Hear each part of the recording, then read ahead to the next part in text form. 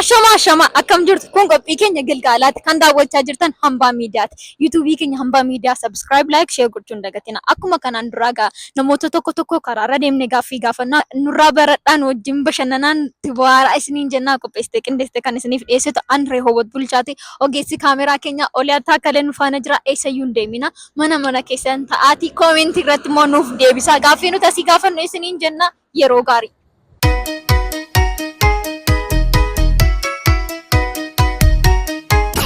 Tole eeyyamamaa ta'uu keef guddaa galatoomii daawwattoota keenya wajjin wal barii maqaan kee eenyu?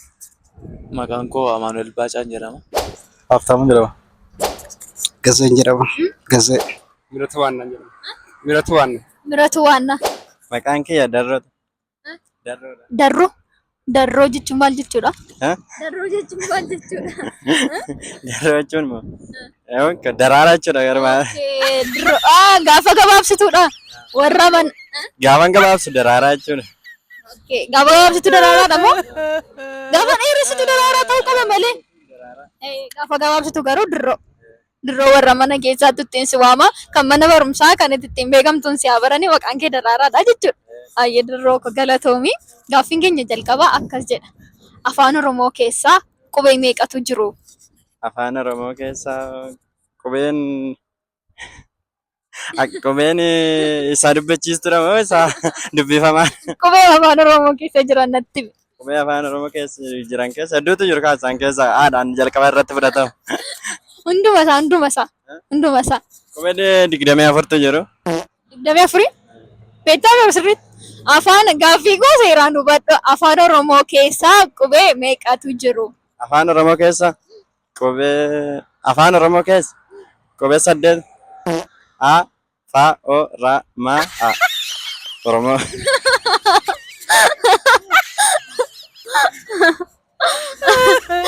Yaalimee carraa Biraansii laata? Carraa waan akkas sadii natti fakkaate.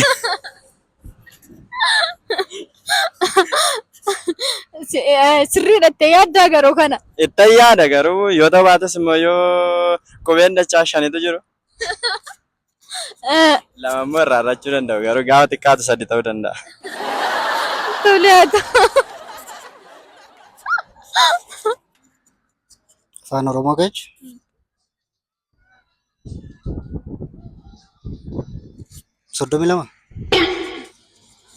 32tu jiru? Yaalimee situ beeka amma kana situ natti maara ansi gaafachaan jira gati ta'eefi. Maamoo dubbachiisuu akkas jechuu barbaadde. Afaan Oromoo keessa Afaan Oromoon siin jechaa jira. Afaan Oromoo keessa qubee meeqatu jiru?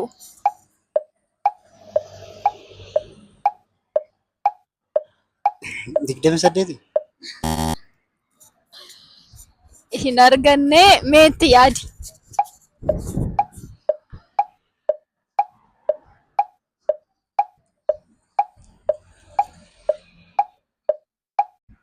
Jimmy. Haa ta'u. Qubee 27. Afaan Oromoo keessa moo? Lakkoofteettaa? Lakkii? 27. Redeebii lakkaa'e garuu 27 hin guutu. 24dha. Badhaasa hin qabaa? Qabda. Ishee 23. Akkamittiin? Lakkoofnetu marra keenya. Lakkoofteettaa? Dhugaa? Dhuguma. Qubee 26. Afaan Oromoo keessa moo? Qubee 26. Sirriitti yaadattaa beektaa garuu? Qubee 26. Lakkii yaali. Dubbachiiftuu wajjin 33 ta'a. Gaaffiin koo siif hubatameera? Afaan Oromoo qubee meeqa qabu jettee? 26 jedhu. Jechoota dachaa tii wajjin 33 ta'a. Afaan Oromoo sirriitti baratteettaa garuu gaafa barsiisaan keessan barsiisaa ture. Gaaf yoo noone malee yeroo hundaa nan dhaqa. Keessaaf ta'e beektu kaa. Gaafan keessaaf yoo qubee kan biraatti dabalan malee nan deeman ture. Afaan Oromoo keessa qubee meeqa jira? 26. Afaan Oromoo keessa moo? Qubee afaan Oromoo? Afaan Oromoo keessa qubee meeqatu jiru? Afaan Oromoo keessa qubee meeqa jiru? 27. 27. 27? Akkamittiin mee? Jechuun qubeen afaan Oromoo 27 qabaay. Qubeen afaan Oromoo 27? Gaafficha sirriitti hubadhu garuu afaan Oromoo keessaa qubee meeqatu jiru?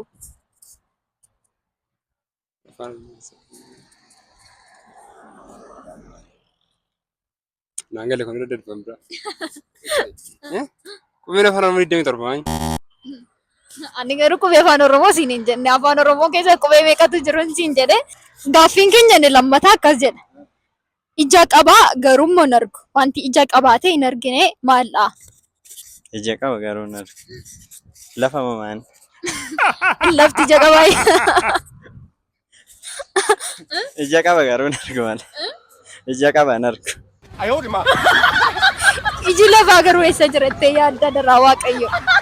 Iji lafaa keessa gadi jira wanti bakka.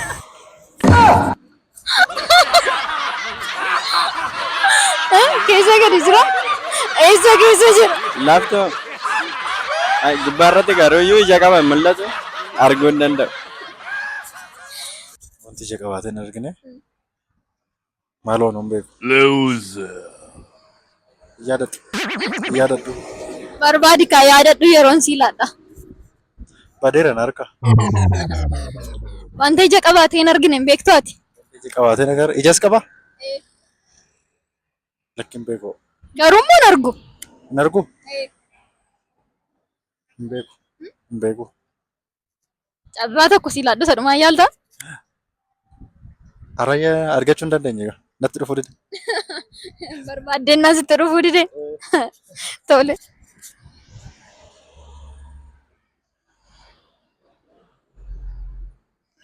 Ara qayyaraayi. Qayyaraayi. Sagalee kee ol kaasee dhaga'an jiru. Ija qabaa hin dubbatu. Hin argu.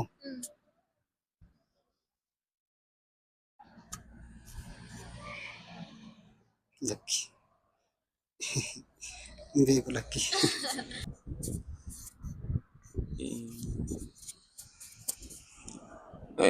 Kotteedhaan kan deemanidha. Kottee afuriin kan deemamoo kottee lamaan kan deemanidha. Kottee lamaan kan deeman hin baan argu kaa. Kottee lamaanis deemanii kan hin argine jiru. Maal faadha beesaa? Namumtuu jaamaa faata. Ija qabuu kaasaan maaloo dhiisi maaloo akkas hin jedhine. Gaaffii kee irra naa deebime. Ija qaba garuu hin argu. Bofa. Bof ija qabaa? Moo hin argu? Hin argu moo? Jaamaadha moo akkamittiin? Hin argu. Maaliif akkamittiin? Uumamumaan bofti ija qaba malee hin argu jedhama. Eessaa qoratte yookiis immoo eessaa odeeffatte eessatti beekta? Namarras yeroo naga'utti yeroo baradhettis akkasumatti dhaga'e. Tole haa ta'u yaada gaariidha kun yaada baay'ee baay'ee gaarii ta'edha. Wanti ija qabaatee hin argine.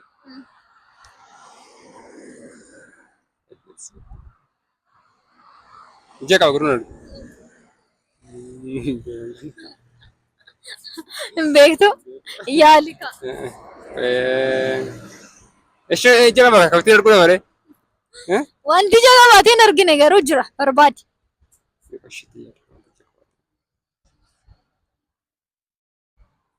Waan akkamii keessa waan akka bineensa nama. Gaaffii walii galaati wantichi.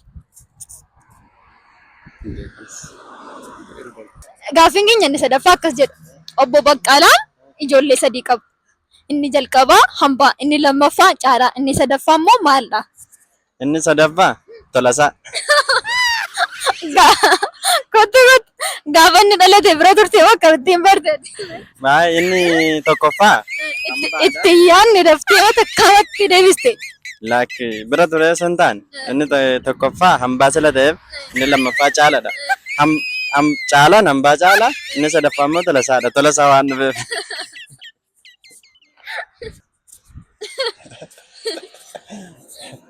Hambaadha.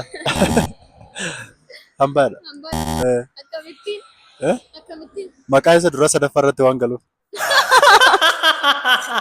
Maqaan isa dura sadaffaa irratti deebi'ee gala. Yaalli mee yaalli. Mokkoree bakka kanuma. Humna kee ol ta'e? Baay'ee natti ta'e. Baay'ee humna ol ta'e.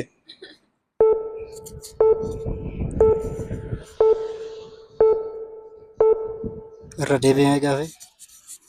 Obbo Baqqalaan ijoollee sadii qabu. Inni jalqabaa hambaa. Inni lammaffaa caalaa. Inni sadaffaa immoo maalidha?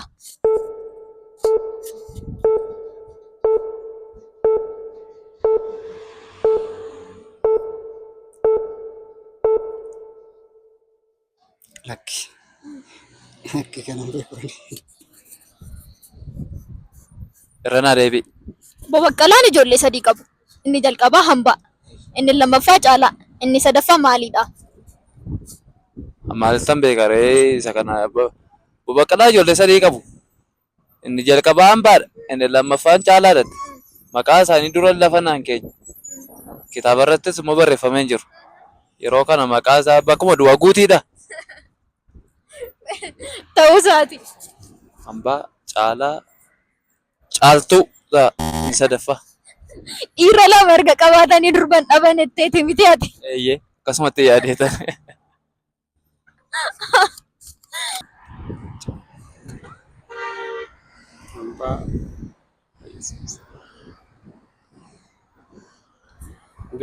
Lose. Obbo Baqqalaa ijoollee sadii qaba. Hambaa, caalaa, yaadota. Kanuma ta'uu qaba. Kanuma ta'uu danda'a? Yaadataan ala nama biraa ta'uu danda'a garuu. Baqqalaa ijoollee sadii qaba. Baqqalaa yaadota.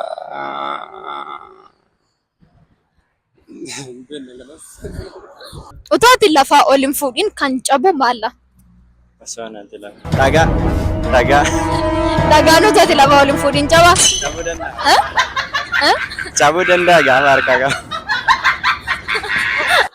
Akkamittiin garuu dhagaa utuu ol hin fuudhin cabuu hin danda'u akkamittiin mee yaali? Dhagaan gosoota adda addaa qaba. Dhagaan tokko tokko keessatti dhagaan inni jabaatu sun cabuu danda'a.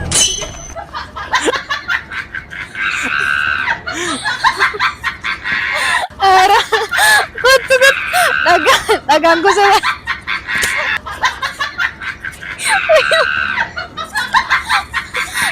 beekumsa kee kana garuu isa argattee ati. Yaaji beekumsi koma dhagaan inni waan cabuuf beekamaadha dhagaan akka cabu. Gaafichi utuu ati lafaa ol hin fuudhin kan cabu maalidha kan jedhudha. Dhagaadha. Tole gaaffiin keenya Jabina qabneef dhagaan cabuu danda'a.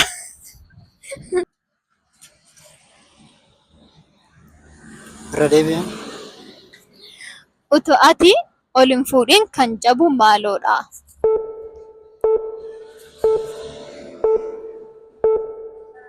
Waadaadha.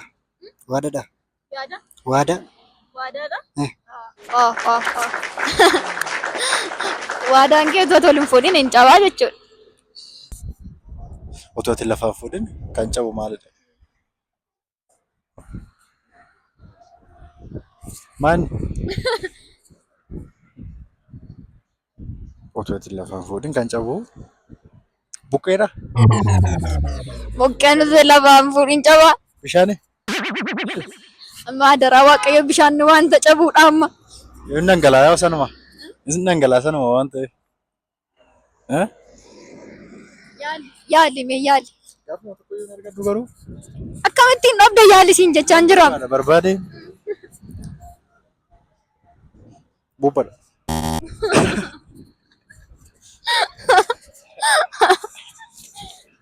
Buphaan lafaa utuu ol hin fuudhin cabaa? Oo hin ulfaata gaafin kee. Hin danda'e.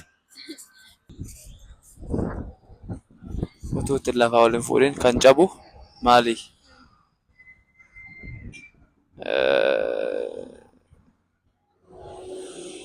Biddeen. Biddeen ibsuuti lafaa ol hin fuudhin cabaa? Utuu lafaa ol hin fuudhin yeroo itti fuudhuuf jettutti caba. Wanta inni irra taa'aa jirudha. Akka lafaatti fudhachuu dandeenya. Akka lafaatti. Mastaawoti. Mastaawtii lafa utuu waliin fuudhin cabaa.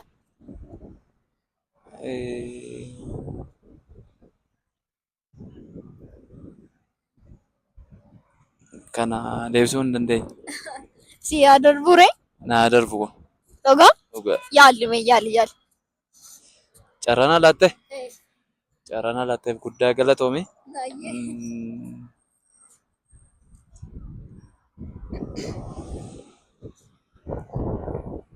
Awwaara.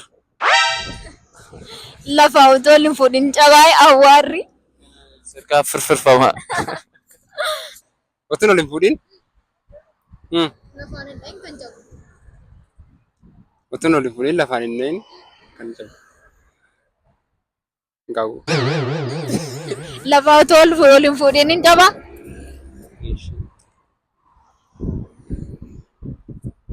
Bishaani? Bishaan namman cabaa. Beekne kanas baay'ee maali hangalchi? Gaafficha siin hubatamaan jiru. Naannoon hin beeku. Gaaffiin keenya inni xumuraa akkas jedha. Jecha qaba garuu hin dubbatu.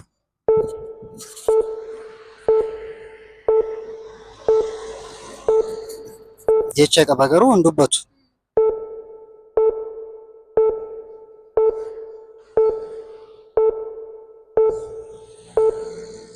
Kitaaba. Suuratuma jettee itti yaadde deeffachaa jirta.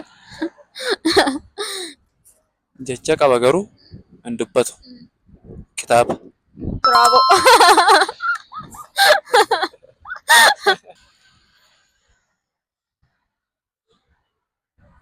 Jecha qaba garuu hin dubbatu. Tole haa ta'u. Kitaaba. Ayyee. Jecha qaba. Nam. Namni hin dubbatu. Jecha qaba garuu jechicha dubbachuun. Harabooleessa koo ulfaadhu ishii yeroo qabaannetti natti toleeraa galatoomi. Yeroo gaarii qabaadha. Ayyee galatoo. Turtii qabaannetti baay'ee natti toleeraa ulfaadhu galatoo. Ayyee. Dhufe ulfaadhu. Ayyee atillee galatoo. Turtii qabaannetti akkasin irraa barachaatti bu'aaraa turtan homaa shakkii hin qabnu gaaffiiwwan turaniif deebisinii ilaalla. Gaaffiin jalqabaa akkas jedha. Afaan Oromoo keessaa qubee meeqatu jira jecha afaan Oromoo jedhudha jechuudha. Afaan Oromoo isa jedhu lakkaa qubee 11tu jira jechuudha. Gaaffiin keenya inni lammaffaa immoo wanti ija qabaatee hin argine maal isa jedhuu fi wanti ija qabaatee hin argine midhaanidha. Boqqolloo jechuu dandeenya, xaafii jechuu dandeenya. Kun hundumti isaanii ija qabu garuu tasuma arguu hubachuu hin danda'an. Inni sadaffaan immoo obbo Baqqalaan ijoollee 3 qabu. Inni jalqabaa Hambaa, inni lammaffaa immoo Caalaa, inni sadaffaa maalidha kan jedhudha. Ofiima isaatii gaaffiin kun deebiseera jechuudha. Maalidha maqaan namtichaa. Obbo Baqqalaa ijoollee 3 yoo qabaatan inni jalqabaa Hambaa ta'e, inni taanu Caalaa ta'e, inni sadaffaa maal isa jedhuu fi maaldhaama sanadha maqaa mucaa sanaatu jechuudha. Utuu ati ol hin fuudhiin kan cabu maaloodha isa jedhuuf immoo utuu nuti ol hin fuudhiin kan cabu jecha keenya akkasuma waadaa nuti galleedha. Waadaan lafa ol hin fuudhamu garuu waadaa galamee gaafa diigamu hin cabee jechuudha. Kanaafuu lafa utoo ol hin fuudhiin kan cabu waadaadha jechuudha. Inni xumuraa immoo jecha qaba garuu dubbachuu hin danda'u isa jedhuu fi wanti jecha qabaatee afaan baasee tasuma dubbachuu hin dandeenye kitaaba. Garuu jechoonni achirra jiran kumaaf kitilaa garuu immoo dubbachuu hin danda'u afaan hin qabu kanadha. Egaa turtiin qabaanne kana fakkaata ture akkasiin itti bashannanaa irraa barachaa turtan homaa shakkii hin qabnu torban akka deebinee wal agarrutti nagaan nuuf ta'a qophii keenya Gilgaalaa daawwadhaa yuutuubii keenya Hambaa Miidiyaa sabiskiraayib laayik sheer gochuu hin dagatina isiniin jenna qopheessitee qindeessitee kan isiniif dhiyeessitu an Rehoobot Bulchaa ta'e ogeessi kaameeraa keenya Oliyaa Taakkaleen faana jira yeroo gaarii.